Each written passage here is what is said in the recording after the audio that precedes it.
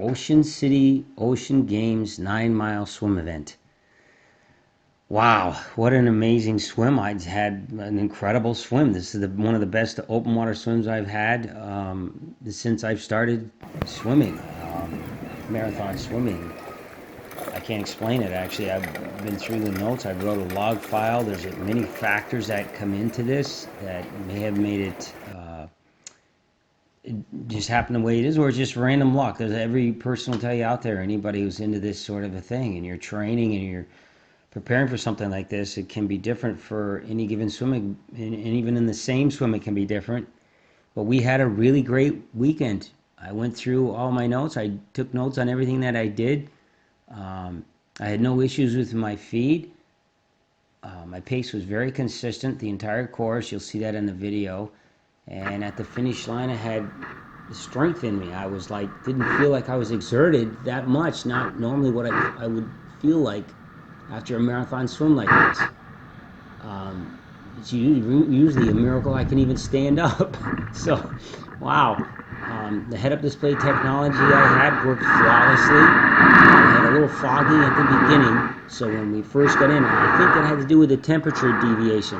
The heat index went up to above 100 degrees on this day, and when we went into the water temperature was like 64, so I think the difference between the two, and instantly my goggles fogged up. So that attributed to that problem. Of course, I had older goggles on the system, and I had debated whether to put the new ones on. You almost never want to swim with new goggles, because that too can be problematic. So that was an interesting dilemma. But once I cleared them once, they never fogged again. I had a clear picture of the head-up display the entire swim. Worked beautifully. The week before, I tapered, sure, like we all do. I mean, it was a little different. I pretty much focused every day on the pace I wanted to maintain. That was about a minute 20, minute 25 per 100. So I was focusing on hundreds. I'd maybe swim for 30 to 40 minutes, maybe 2 or 3 days before. I took a day off. Matter of fact, I may have taken 2 days off there. Certainly the day before I did nothing. I didn't go in the water when I got there. I didn't go in the ocean. I didn't go in the pool. So I didn't touch the water until the morning of the swim. So all in all, yeah, it's incredible. Let me think here. So that was day one. So I went over everything that I ate. I had a flight out there. It was always in a hurry. Get all your gear together. Get all your technology together. You got to make sure it's tough enough to do the swim. Now you have this technology thing you're doing, so you're trying to get organized with all this stuff. It generates a lot of stress. There's a lot you're thinking about. So we got up early, like 4:30, to catch an Uber to the airport. I ate yogurts, bagels, and coffee in the airport. Yogurts are pretty neutral food for airport food as far as that goes. Stay away from any of the grease stuff. But that wasn't anything real special. When I got there, which was Friday, the same day that I flew there, and that's the day before the event. So on Friday, I flew out there from 4:30 in the morning. I got there and I went to a place called the Salty Dog. A lot of grease foods, chicken wings and French fries and grease. You know what? I had a Philly cheesesteak, and it was a good-sized cheesesteak sub there. I don't normally eat that kind of a thing, but you know what? There's a lot of fat in there, and that's good energy. I just threw that down. Okay, sure, there's a lot of protein in there. Protein's not going to do you a lot of good at this point. One day before, it might just sit around, but in all, it was good energy. It stayed in me. So I think that was somehow that works in my favor, maybe not. I had a few French fries, just a few, which I don't normally eat fries anyway. Grease is an evil thing. You don't want to put that in your body. But it never came back on me. So that was no big deal. I had a milkshake that evening. Okay, a milkshake, it's dairy. Not a cool thing. That may not have been a smart thing to do. But then that evening I had raw pasta with butter. That's my typical go-to meal right there. Just straight pasta. Eat as much pasta as you can until your body says you're full, and then eat a little more. But you don't want any spices. So I didn't have any no spices, no red sauce, no hot foods, none of that stuff. I continuously consumed water throughout the day. Sure, it was hot, 100 degree heat index. Wow, it was hot there. So sunscreen. Sunscreen all day. Drink water whenever you can. I always had water in my hands. And again, there was the level of stress. That plays a factor. We had a lot of interest in the technology at the safety meeting. That was good. It was really a good sign. But somehow, later that evening, I managed a pretty good sleep. I got a good night's sleep for a change. Even with the stress and everything, my body shut off at some point. Got up, I felt great, which usually isn't normal. So that was another good sign. The morning of the swim, what did I have for breakfast? I ate pancakes with syrup and butter. That's right, I don't normally do that. But pancakes are pretty bland. That's not a bad meal. Yeah, you're going to have syrup, there's sugar. Okay, what's the sugar going to do? That's a one shot, but you know what? You're going to go through that like butter. And again, I had butter, which I don't normally have. I threw butter on there. Load it up. You know, normally I use like, I'll have like a Raisin Bran with a banana or something. Raisin Bran cereal, that's a good high carb cereal. Check the box. You know, you get the highest carb, the highest density in carb you can with any kind of food you're eating, because you want to load up right there. So I was overstuffed. I walked out of there like a Thanksgiving turkey. I mean, I was stuffed big, you know, which is another good sign. No spices, which is a critical thing. Okay, and after that, I didn't have any food prior to the start of the swim. No food. It was about 2.5 hours. We got in the water right about 10 o'clock, and I finished breakfast about 2.5 hours, 3 hours before that. 2.5 hours, yeah. Just unbelievable swim. Mother Nature, yeah, sure. The air temperature felt like 100 degrees from the heat index. You were in the shade. We were all sitting in the shade, and you were still sweating out. It was unbelievably hot. But I just kept drinking water. I always had a drink of water in my hands. And if you put it down, then go get it, find it, and just keep drinking water.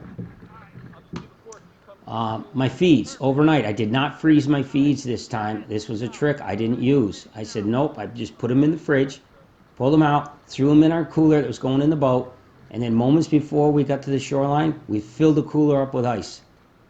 That was it. The water temperature was very cold. When I first got in, the gun went off. I'm like, wow, I estimated maybe this was 64 degrees. Wow, and I don't go in the water without a wetsuit when it's 64 degrees. So I was thinking, oh, we're going to be in trouble here. This is not a good sign.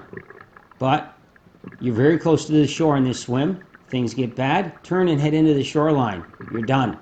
Get out. No big deal. No big deal. But who knows, maybe things would change, because I figured with the air temperature being that hot, and that you might have hot spells and the water would get warmer as the day progressed. The water will get warmer. Don't worry about it. Just fight through, muscle through the first 10, 15 minutes and see how you feel. So that was pretty good. I estimated eventually as we got going on the course that the water was shifting as much as 10 degrees. It'd be 64 in the cold spots, 74 in the hot spots. I'm just guessing here, but it had to be, it was a huge swing. You could tell, and it was acting like a human radiator. It was like somehow, and I think that was helping me here, because somehow, you know, it's like interval training. You'd be cold, and then you'd be hot. Then you'd be cold, then you'd be hot, right? And during the hot times, you were super cold, so you were enjoying it. Your body was saying, yeah, let's go. You were motivated. When it was cold, you were a little more focused. And of course, I had the head-up display. Wow, what a wonderful tool. I could challenge myself. I would challenge myself between intervals of feed time. I was controlling everything. I was yelling out to my kayaker when we were going to feed, when I was going to stop. I would tell him how far we are on the course. And he was just thumbs up all the way, keeping a straight line and doing a great job. Mark is amazing. He did an outstanding job keeping the kayak exactly where you want it. Either the bow or the stern, I could see it the entire time without stretching out my neck. It was perfect. That part of it was another excellent piece of this journey, this incredible swim. Sometimes I challenge myself to the distance. There's an interval number on the top right-hand corner of the screen. I would challenge myself to get to 1,000, get to 2,000 yards before I'd stop the feed instead of going by time, because you know you're going to be somewhere in that distance anyhow. So really, what a great thing, this head-up display. It just worked flawlessly, and you can see by the GPS course mapping in the video that we really did a great job digitizing the course. We captured the full course, and my average pace started at like 42 or 43 seconds per 50, And as we progressed, it went down to 41, and then all of a sudden, about maybe 5K into the course, it dropped to 40. And usually it goes the other way. So when I would see it drop to 40, I'm thinking, oh hell yeah, we're going to have a PR in this course if we keep keep moving at this speed. And I felt really good. I felt like I could go all day like that.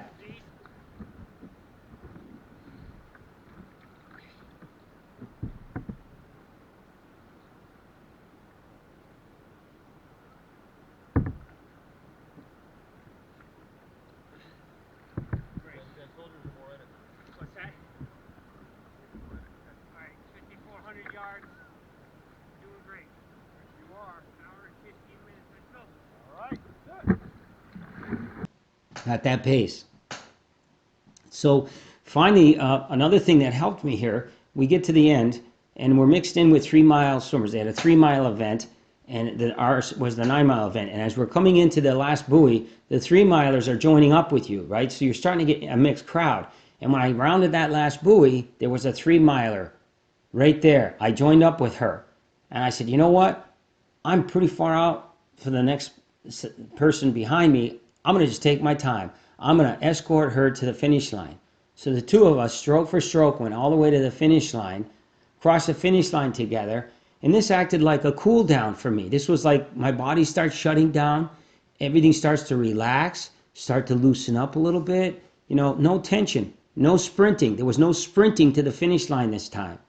And I think this helped me greatly. At the finish line, I stood up. I couldn't believe. I pressed the stop button on my swim, saw my time, saw the average pace at 40 seconds. That's a minute 20 per 100. Wow, what an outstanding day. And I felt great. I felt like I could talk. Within 5 or 10 minutes, I'm talking to people. Usually I can't talk to anyone when this thing's over. So just what an outstanding swim. And I can't attribute to any one thing. Maybe it was a combination of everything and just the way it works. You know, sometimes you're going to have a good swim. Sometimes you're going to have a great swim. And I would chalk this one up as a great swim. Whether the current's pushing you or not, you finish that 9 miles and you finish it this way, you're having a great swim. So, yeah, there's something to think about. For what I use Infinite Nutrition for my feed. You can read about that if you look that up. And I have water on the boat. I also have decarbonated Coke. And decarbonated Coke helps to take the salt taste out of your mouth. Okay, so that's it. Pretty much the end of my commentary on another excellent swim in the books. I highly recommend this swim.